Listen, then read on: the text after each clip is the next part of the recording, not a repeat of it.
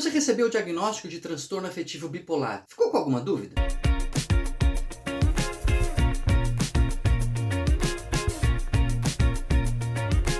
Seguindo na série de vídeos sobre o pós-consulta, aquelas dúvidas que acontecem, que surgem depois que você sai do consultório com um diagnóstico e uma receita na mão e você não lembrou de perguntar, agora aqui a gente vai esclarecer as principais dúvidas que surgem nesse momento. Meu nome é Daniel Martins de Barros, eu sou psiquiatra, sempre dialogando aqui com a sociedade. Estamos nessa série de vídeos sobre esse pós-consulta, esse momento de dúvidas que surgem quando a gente sai do consultório com um diagnóstico, com uma prescrição, mas ainda sai também com dúvidas e com perguntas. Vou responder sobre o que é o transtorno bipolar, como é que trata, quais são os tratamentos, os remédios, os cuidados, claro, tudo isso assim que você se inscrever aqui no canal. Se não for inscrito, já se inscreve, já clica no sininho para receber aviso aí quando tiver vídeo novo, certo? E deixa o seu like, que o like, você sabe, é muito importante para os vídeos alcançarem mais pessoas, tirando as dúvidas delas também. O transtorno bipolar, ele é um transtorno do humor, no qual o nosso afeto oscila. A gente tem alegria, a gente tem tristeza, mas isso fica com muita intensidade, com muita duração, impactando negativamente a vida dos pacientes.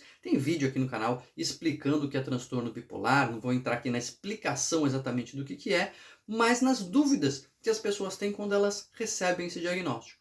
Aí elas vão para casa e falam, putz, mas eu não perguntei, doutor, quanto tempo eu preciso tratar? E nem sempre o médico lembra de explicar essas coisas, nem sempre tem tempo. Começando talvez da primeira dúvida que as pessoas têm é quanto tempo eu vou precisar tomar o remédio.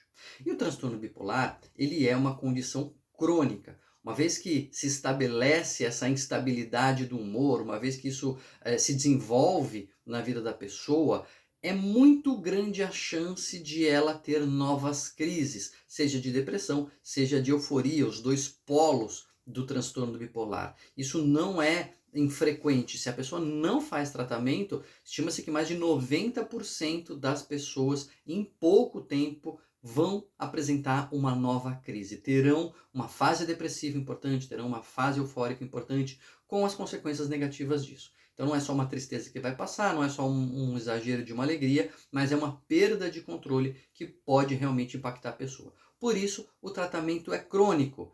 É igual pressão alta. Desregulou a pressão, não teve como a pressão ficar estável só com atividade física, só com perda de peso, a pessoa vai precisar tomar remédio para a pressão se manter estável. Mesma coisa com relação ao humor. Instabilizou, teve crise de euforia, teve crise de depressão, tem histórico familiar, o diagnóstico é esse, é bom deixar o remédio cronicamente para que você evite novas crises. Às vezes a pessoa fala assim, mas eu estou bem, estou estável, então não estou precisando de remédio. É mais ou menos que eu falo que é que nem o cinto de segurança, né? A maioria das vezes você não bate o carro, felizmente, mas você sempre usa o cinto como uma prevenção. Então, o remédio, ele é uma prevenção de novas crises, porque quando vem uma nova crise, ela pode ser realmente um problema. Então, o tratamento é crônico, é no longo prazo. Claro que esse tratamento pode ser ajustado ao longo do tempo. E como que é esse tratamento? O tratamento central no transtorno bipolar do humor é feito com estabilizadores do humor, remédios que impeçam o seu humor de sair decolado para cima e ficar eufórico, descontrolado, mas também impeça de afundar e entrar numa crise depressiva. Essa é a base, esse é o centro do tratamento do transtorno afetivo bipolar. Existem várias medicações que têm um componente de estabilização do humor. O mais antigo e ainda mais eficaz, embora não talvez o mais utilizado, é o carbonato de lítio. A gente tem vídeo aqui no canal também explicando sobre o lítio, porque ele tem uma propriedade muito importante de não deixar o humor decolar e também não deixar a pessoa deprimir, a pessoa afundar. Tanto que às vezes ele é usado até como coadjuvante no tratamento de uma depressão simples, mas para potencializar o antidepressivo. O problema que ele não é tão utilizado é porque às vezes ele tem efeitos colaterais para algumas pessoas. Então ele pode dar um certo tremor, ele pode dar um aumento de peso, um aumento de apetite, a pessoa acaba ganhando peso, às vezes dá espinha, algumas alterações dermatológicas. Isso não é para todo mundo, isso muitas vezes é manejável. Então, e tem uma outra particularidade, que a gente tem que colher exame de sangue Sobretudo no início, quando você está ajustando a dose, ajustando o nível de lítio no seu sangue, que a gente chama de litemia, é importante fazer alguns exames de sangue verificando a função renal, se o rim está dando conta aí de eliminar o lítio para que ele não se acumule. Então tem os ajustes que são necessários. Depois que pegou o embalo, que ajustou, aí os exames podem ser, às vezes, semestrais ou até mesmo anuais, mas no começo dá um certo trabalhinho. Por isso que ele acaba não sendo muitas vezes a primeira escolha por conta dessas questões, mas ele é excelente, é um estabilizador do humor meio que quase que incomparável aí, então ele ainda é bastante utilizado. Os anticonvulsivantes, tem vários remédios que são usados para convulsão, para epilepsia, né? Ácido valproico, valproato de sódio, carbamazepina, oxicarbazepina, topiramato, lamotrigina, são vários remédios que são anticonvulsivantes, mas que também têm propriedades de estabilização do humor.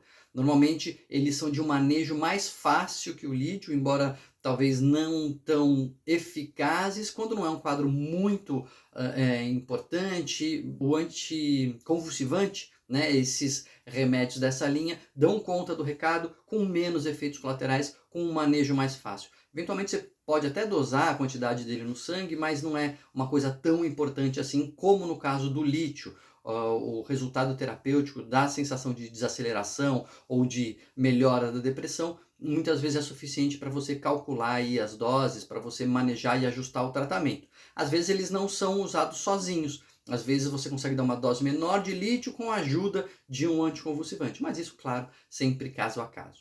E o terceiro grande grupo são os antipsicóticos. Na verdade, eles têm esse nome, né, de remédios para tratar psicose, mas a gente sabe que eles têm um componente também de estabilização do humor. E aí tem vários antipsicóticos também, quetiapina, aripiprazol, olanzapina, ziprasidona, clozapina, os mais antigos, haloperidol, clorpromazina, tem a risperidona, nem todos têm o mesmo potencial antipsicótico. Alguns mais antigos têm mais efeitos colaterais e menos propriedades de estabilização do humor. Então, como estabilizador do humor, normalmente os mais modernos é que são utilizados. Às vezes isoladamente, às vezes em conjunto com o lítio ou em conjunto com um estabilizador do humor dos anticonvulsivantes. Né? Como os anticonvulsivantes não são tão potentes assim, mas tem menos efeito colateral, às vezes você associa a um antipsicótico e consegue uma estabilização do humor. Tudo isso, claro, vai ser decidido e ajustado ao longo do seu tratamento. E essa é uma outra dúvida. Como é que eu vou saber que eu estou bem? Isso é ao longo do tempo que vai ser determinado, né? Como é que você tem oscilado, como é que você tem se estabilizado, tem ficado mais para baixo, tem ficado mais para cima, eventualmente pode ser associado um antidepressivo, a gente tenta evitar, mas às vezes é necessário, por pouco tempo, tira rápido, é um ajuste fino, é um ajuste que vai sendo feito ao longo do tempo. Os efeitos colaterais desses remédios variam demais, né? Tem remédio que dá aumento de apetite, a pessoa pode engordar? Tem, mas tem remédio que não. Tem remédio que dá sono, tem remédio que não dá sono. Às vezes se a pessoa está insônia é importante usar esse remédio. Então o perfil de efeitos colaterais varia demais, não dá para dizer assim um perfil geral, porque são muitos remédios, né, que eu falei aqui para vocês.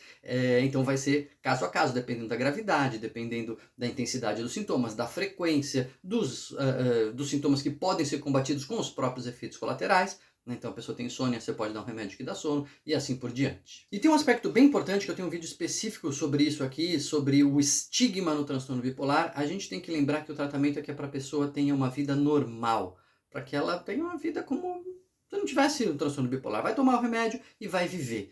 Né? E não ficar refém dos sintomas, não ficar assim, agora eu sou o bipolar. Não, você não é o bipolar. Você é o João, você é a Maria, você é o Daniel, você é a Cláudia, você é o gerente do banco, você é o jogador de futebol, você é o síndico do condomínio, você não é o bipolar. Bipolaridade é um componente da sua vida que não deve restringir nem determinar o que é a sua vida. Às vezes você vai ficar irritado, às vezes você vai ficar feliz. Isso não é necessariamente uma crise de depressão, uma crise de euforia. E a gente tem que evitar de ter aquela postura de qualquer rusga, qualquer briga, qualquer problema, você fala, tá vendo, você é bipolar, vou falar com o seu médico, precisa ajustar os seus remédios. Não, todo mundo perde a paciência, todo mundo às vezes fica irritado, todo mundo tem os seus momentos ruins, isso não significa necessariamente uma crise. Então, essa é uma dica fundamental que eu sempre preciso lembrar, não se reduza ao transtorno bipolar. Trate dele, mas você não é o bipolar, você é muito mais do que isso. Bipolaridade é só um componente dessa pessoa complexa e rica que é você, que somos todos nós. Ficou com alguma dúvida ainda? Coloca aqui nos comentários, pergunta aí o que você tem para perguntar, que a gente vai respondendo, vai trocando essas ideias. Não se esquece de se inscrever no canal, já clicar no sininho para receber os próximos vídeos, tem mais pós-consulta para vir por aí. Deixa o seu like para mais gente poder tirar suas dúvidas e dar aquela maratonada, porque conteúdo aqui para tirar suas dúvidas não falta.